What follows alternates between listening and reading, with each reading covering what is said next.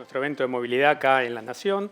Tenemos un panel ahora con 4 actores diferentes, cada uno en su rubro del sector de la movilidad, pero un hilo común, las tendencias y el futuro. Se los presento. Primero tenemos a Mariano Fernández, gerente de retail de YPF. Mariano Fernández, gerente de retail en YPF. Ingresó a la compañía en el año 2012 y desde enero de 2023 ocupa su cargo actual.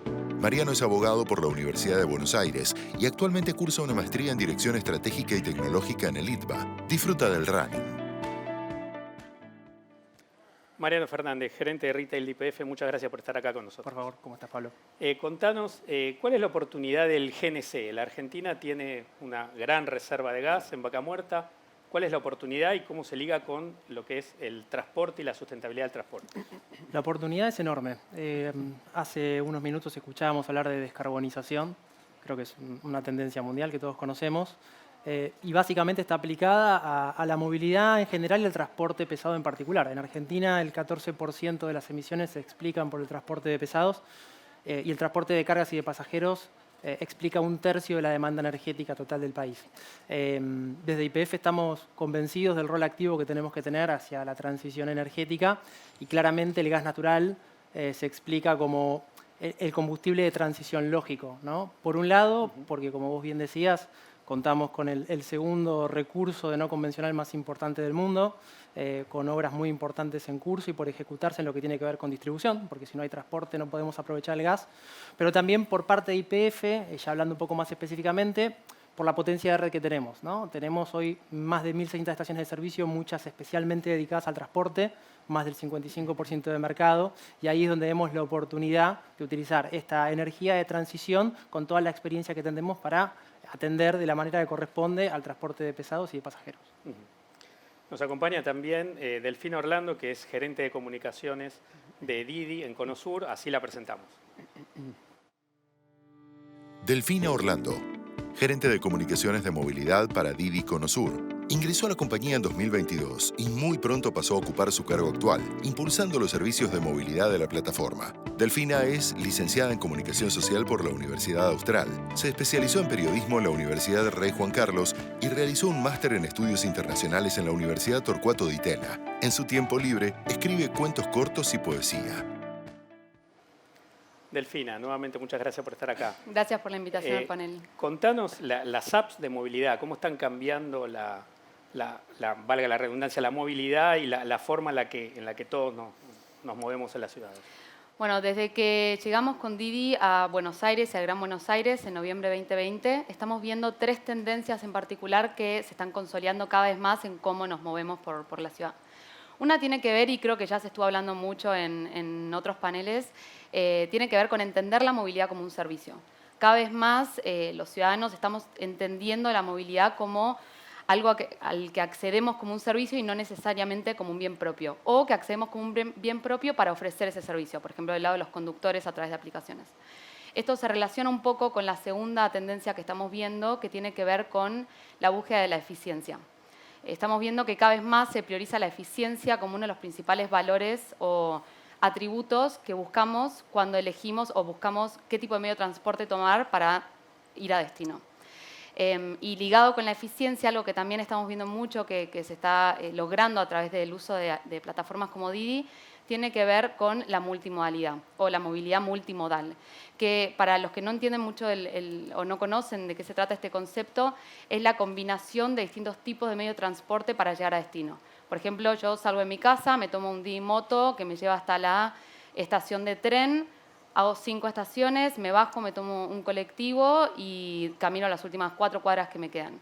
Esa combinación de esos 4 medios de transporte es lo que está impulsando un poco esta tendencia a la multimodalidad y específicamente con Didi Moto, desde que lo lanzamos a fin del año pasado, estamos viendo que el 25% de los viajes que se hacen a través de Didi Moto son desde o hacia estaciones de trenes o subtes. Interesante, ahora volvemos con eso. Obviamente el desafío de la movilidad implica la logística. Para eso tenemos acá a uno de los principales actores de logística, Gabriel Pérez, que es gerente de desempeño ambiental de Grupo Logístico Andreani. Así te presentamos. Gabriel Pérez, gerente de desempeño ambiental de Grupo Logístico Andreani. Forma parte de la compañía desde hace 20 años. Gabriel es licenciado en Administración de Empresas y cuenta con estudios de posgrado en Gestión Ambiental y Logística. Además, es docente en la UTN y colabora en distintos ámbitos académicos y asociaciones de empresas sobre cuestiones climáticas. Disfruta de los deportes náuticos con su familia. Gabriel, muchas gracias por estar acá con nosotros. Gracias a vos, Pablo. ¿Cómo está cambiando la movilidad y las nuevas tendencias a ustedes, a una empresa como Andreani? Bueno, claramente tiene un impacto enorme. Recordá que solamente el año pasado visitamos más de 20 millones de hogares, con lo cual la logística se ha transformado más que nunca en un servicio esencial, con mucho impacto en las ciudades. Y la tendencia, más allá de trabajar en cuestiones, uno suele pensar en la movilidad sustentable basada en combustibles alternativos, en eficiencia energética, también hace unos años, perdón por la autorreferencia, pero yo no hablaba de transformación digital y hoy en día casi que es el driver para aplicar sustentabilidad. Dos ejemplos concretos, después podemos profundizar, pero una herramienta de routing para planificar mejor el recorrido de un transportista, una herramienta como geolocalización de envíos para asegurarnos tener la mayor probabilidad de éxito cuando llegamos a ese domicilio, o una gran coordinación para hacer que nuestros destinatarios, cuando los visitamos, tengamos éxito en esa entrega y no tener que volver a tener aportando congestión vial o impactando en el tráfico. Así que más que nunca, la transformación digital es un driver para hablar de experiencia al cliente y al destinatario y de sustentabilidad. Estás hablando de innovación, entonces me da el pie para hablar con vos. Luis María Bullrich es presidente del Parque de la Innovación de la Ciudad de Buenos Aires, así te presentamos. Luis María Bullrich, presidente del Parque de Innovación de la Ciudad de Buenos Aires. Ocupa dicho cargo desde mayo de 2023. Anteriormente se desempeñó como director ejecutivo en la Unidad de Proyectos Especiales y como jefe de gabinete en el Ministerio de Educación del Gobierno de la Ciudad Autónoma de Buenos Aires. Luis es licenciado en Administración de Recursos Humanos de la Universidad de El Salvador y realizó un posgrado en Administración de ONGs en la Universidad de San Andrés. Luis María Bullrich, muchas gracias por estar acá con nosotros. Muchas gracias a vos, Pablo, por la invitación. Contanos primero qué es el Parque de la Innovación y dónde está. Sí, el Parque de Innovación está en el barrio de Núñez, está localizado ahí donde era el Club de Tiro Federal. Esto empezó en la gestión de Mauricio Macri como jefe de gobierno, como una idea de encontrar un hub donde reúna y donde se concentre el ecosistema de talento que tenemos en la ciudad y en general en el país. Y bueno, y a partir de la ley sancionada en el 2016, que dio lugar a la creación del Parque de Innovación. El parque es una realidad desde, bueno, empezamos la obra cuando yo asumí en marzo del 2021, inauguramos el espacio público en mayo de este año, es decir, es un predio de 16 hectáreas que tiene básicamente, que está dividido por 3 calles, pero que va desde Libertador hasta La Lugones y que va Udaondo y Campos Salles, básicamente, ¿no? En este predio lo que buscamos de alguna manera es generar este ecosistema que contemple universidades, que afortunadamente tenemos 4, 2 públicas y 2 privadas. Está el ITBA, está la UTN, está la Universidad de Buenos Aires y está la Universidad de Itela, que van a estar radicadas dentro del parque. Tenemos también un foco importante en el área de salud, pues sabemos que todo el área de zona norte de la ciudad tiene una gran concentración de institutos de salud, de hospitales, es una referencia, digamos, en esa parte de la ciudad. Tenemos un instituto de innovación que va a estar creado o co-creado con Philips en Holanda y con el doctor Pedro Lilic, que es un médico especialista en el estudio del cerebro y es un neurocirujano muy reconocido. Y además vamos a tener esa convivencia necesaria, como tienen todos los parques científicos en el mundo, donde uno dice cuáles son las 3 características principales que tiene que tener un parque. Uno es la concentración del talento, obviamente. 2, que tenga, digamos, que sea un espacio abierto las 24 horas del día, que no solamente la gente vaya o a estudiar o a trabajar, sino que pueda convivir en un barrio.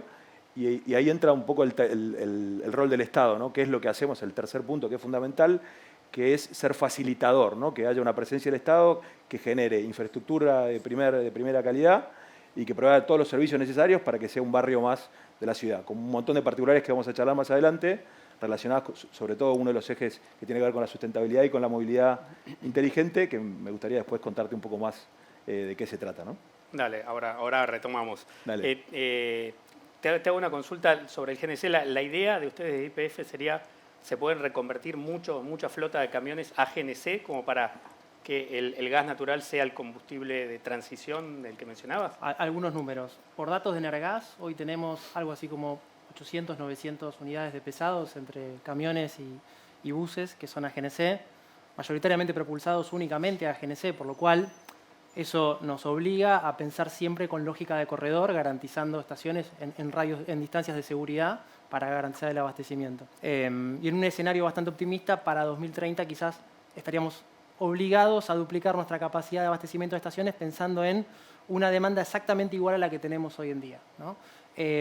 Para eso es que estuvimos diseñando los corredores verdes y trabajando sobre todo con todos los interlocutores de la cadena de valor de GNC, pero también con autoridades nacionales, porque la normativa que teníamos vigente estaba más pensada para el GNC de livianos, ¿no? Y el GNC de pesados tiene otras particularidades, otras necesidades, y también si queremos crear las condiciones rápido para que esto suceda, tenemos que trabajar en infraestructura en las estaciones para poder crear justamente las condiciones para ese nuevo mercado. Claro, y estos corredores verdes que mencionás, ¿qué serían puntualmente? Básicamente estamos apalancándonos en nuestra red actual de estaciones. Ojalá podamos ir a un esquema más similar al de la normativa europea, en donde podemos utilizar nuestras mismas islas de líquidos para vender también GNC.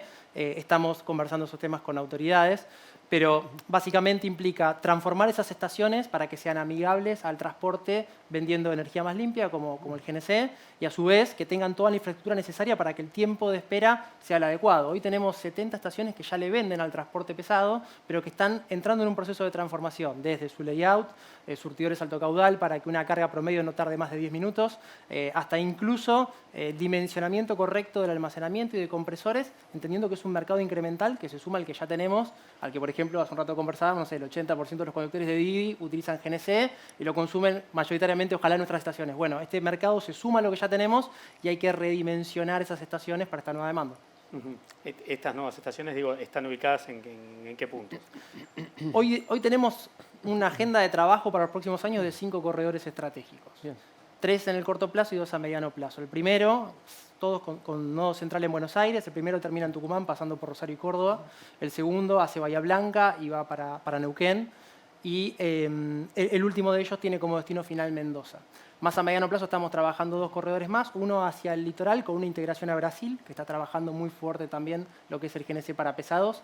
Y ahí tenemos también un desafío de integrar normativas y que hablen el mismo idioma para que esa lógica de corredor internacional tenga sentido. Y un último corredor austral, más atlántico, que sale de Buenos Aires, Bahía Blanca y termina en ciudades costeras importantes, finalizando en Río Grande. Pero el puntapié inicial ya lo dimos con la primera estación habilitada por la NAC 420, que es la normativa específica del Energas para lo que es GNC en materia de transporte. Es una estación en Tucumán, en Famaillá. Tiene un espacio dedicado para camiones, surtidores alto caudal, el dimensionamiento correcto, hasta incluso la nueva identidad de marca que va a identificar a estas estaciones a lo largo y a lo ancho del país. Mencionabas, digo, en Didi consumen los conductores GNC, pero digo, ¿qué otras tendencias de hábitos nos puedes contar de la app, desde el punto de vista del usuario y por ahí del que es conductor también? Sí. Bueno, algo que estamos viendo es, como hablábamos antes, de estas tendencias un poco, de la movilidad como servicio, eficiencia y multimodalidad, cómo las plataformas de movilidad compartida como Didi están siendo respuesta a esas necesidades. Y creo que uno de los principales factores o razones por las cuales estamos creciendo tan, ahora si quieren te doy un poco de números, pero estamos creciendo de manera tan rápida, tiene que ver con que por un lado la industria tiene este dinamismo o esta capacidad de adaptarse rápido, pues somos interconectores que conectamos a conductores con pasajeros, a personas que se quieren trasladar con personas que quieren generar ingresos manejando de manera flexible e independiente. Y por otro lado tiene que ver también con el uso de la tecnología y sistemas de inteligencia artificial que nos permiten volver o convertir que todos los viajes sean lo más eficientes posibles. Entonces creo que la respuesta a la eficiencia por parte de plataformas de movilidad como Didi está siendo una de las principales razones por las que muchas personas deciden moverse o elegir una de las opciones de movilidad que se ofrecen dentro de la plataforma. En Argentina o en Buenos Aires, el Gran Buenos Aires en particular, tenemos 4 tipos de servicios, 3 que tienen que ver con la movilidad, que es Didi Express, que es lo que conocemos como el traslado de pasajeros a través de un auto particular, Didi Taxi, que también es traslado de pasajeros a través de un taxi matriculado, y Didi Moto, que es también traslado de pasajeros a través de una moto, que este es nuestro más reciente servicio que lanzamos a fines del año pasado. Sí.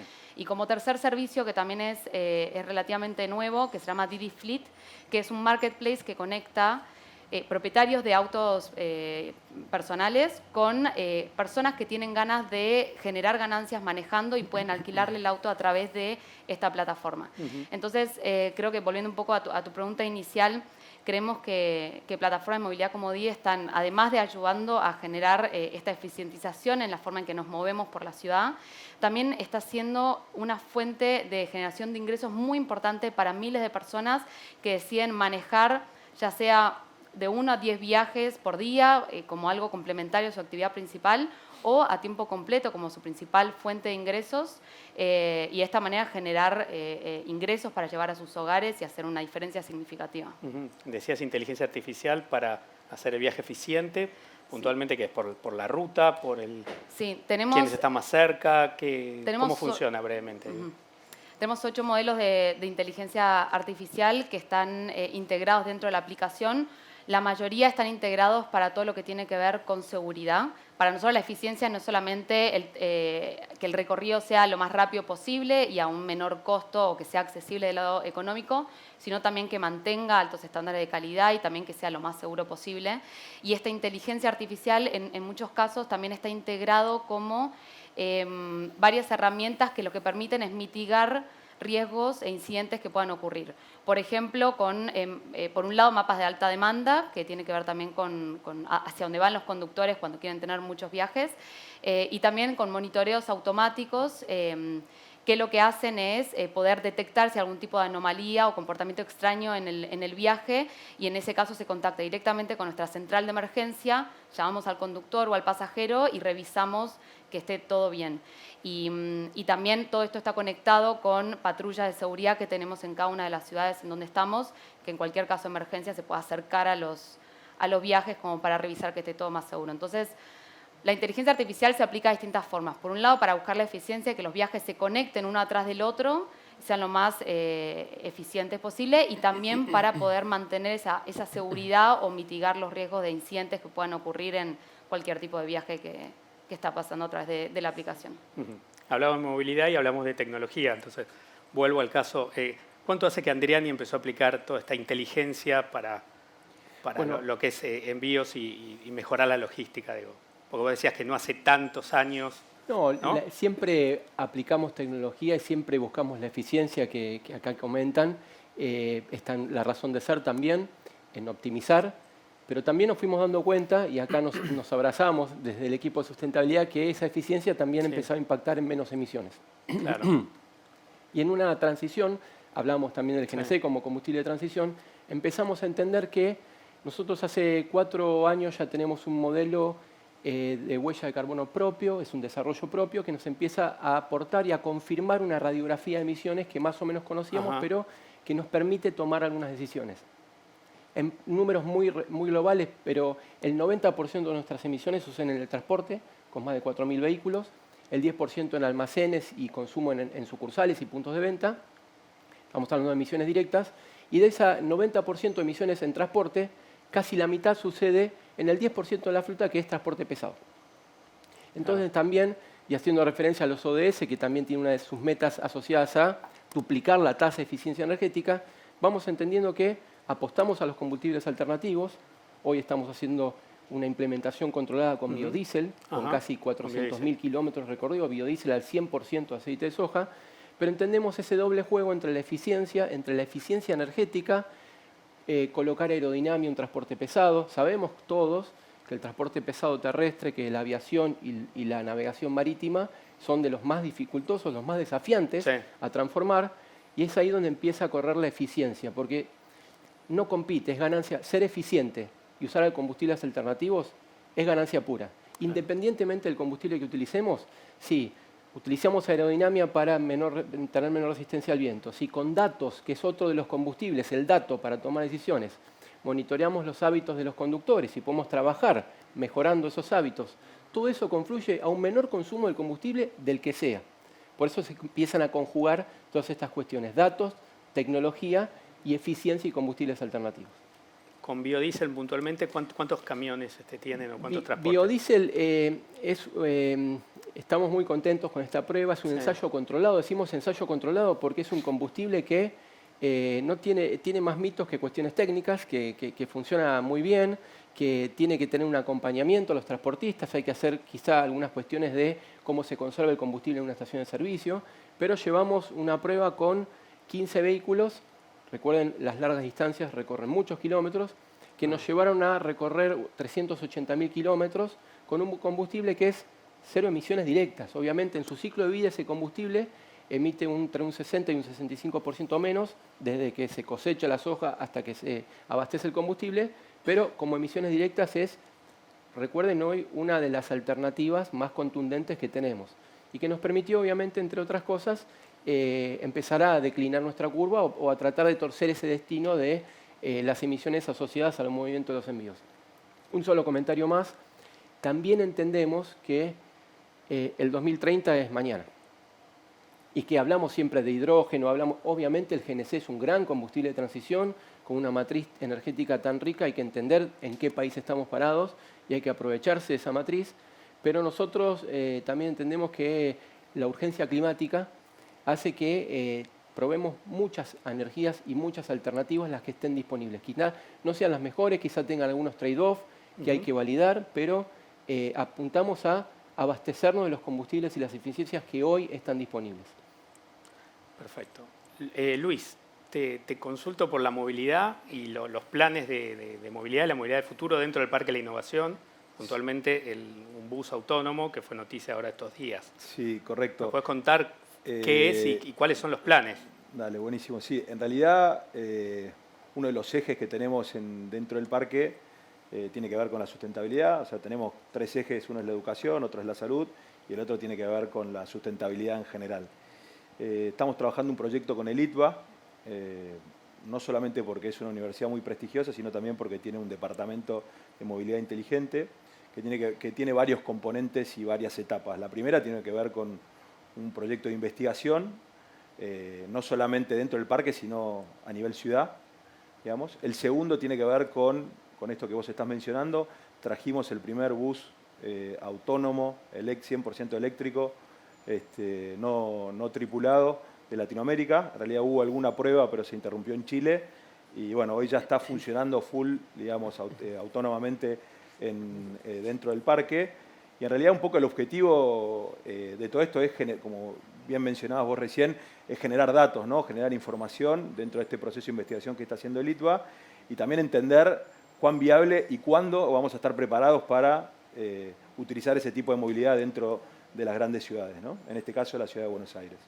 El proyecto ya está funcionando, de hecho los invitamos para que vengan a conocerlo, funciona 3 días a la semana, martes, miércoles y jueves, se puede subir cualquier vecino, cualquier interesado en conocer cómo es el proceso. En realidad tiene varias tecnologías, obviamente tiene inteligencia artificial, tiene un sistema cartográfico que está previamente definido cuáles son las paradas, identifica sendas peatonales, identifica movimientos, tiene obviamente sensores inteligentes que te permite también ante cualquier movimiento inesperado frenar automáticamente. Nosotros obviamente dentro de todas estas pruebas hay una persona que de hecho son ingenieros de diferentes ramas de la ingeniería del ITBA, que son quienes están haciendo todas las pruebas para poder experimentarlo. Nosotros aspiramos obviamente a que este sea un vehículo de posible implementación en la Ciudad de Buenos Aires. Nosotros tenemos, un poco por la ubicación estratégica que tiene el parque en Núñez, la intención de conectar con el río y con Ciudad Universitaria. Obviamente Buenos Aires, al ser una ciudad tan representativa en Latinoamérica en términos de talento y la cantidad de universidades que tiene 41 universidades, 80 centros de investigación, hay un componente muy importante en todo el ecosistema que estamos armando, que de hecho próximamente, así como inauguramos el centro de inmersividad y ya trajimos y ya está funcionando el bus, vamos a tener en las próximas semanas el primer edificio dentro del parque, que uno de los objetivos tiene que ver con traer startups, y dentro de los ejes de los startups que trajimos, que ya seleccionamos los 34 startups dentro del edificio más 54 Lab, 2 son de movilidad inteligente.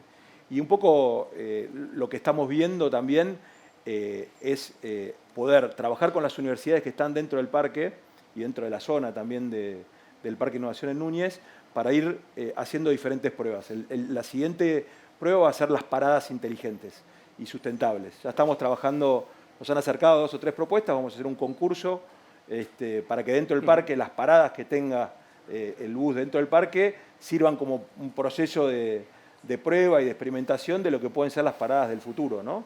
Y cómo hacer los viajes más eficientes, cómo hacer un espacio más cómodo para la persona que está esperando la movilidad. Así que un poco ya estamos muy involucrados en ese proceso.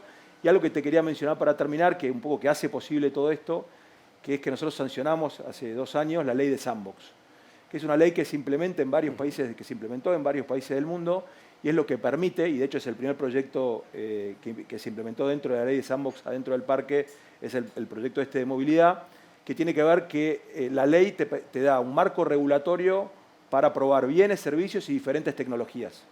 Entonces las empresas que estén dentro del parque y cualquier empresa que quiera establecerse dentro del parque va a tener acceso que quiera probar una nueva tecnología o quiera probar un sistema de movilidad diferente, va a poder utilizar esta ley con ese marco regulatorio que básicamente se genera un protocolo que es analizado por un consejo, digamos, y que básicamente lo que hace es que, como estamos haciendo ahora con el bus, pueda circular sin tocar, obviamente, fuera, digamos, el territorio fuera del parque, pero que permitan experimentar y probar nuevas tecnologías, ¿no? Es como el respaldo a la ley, digamos, y a la circulación de este tipo de movilidades inteligentes y movilidad del futuro, ¿no?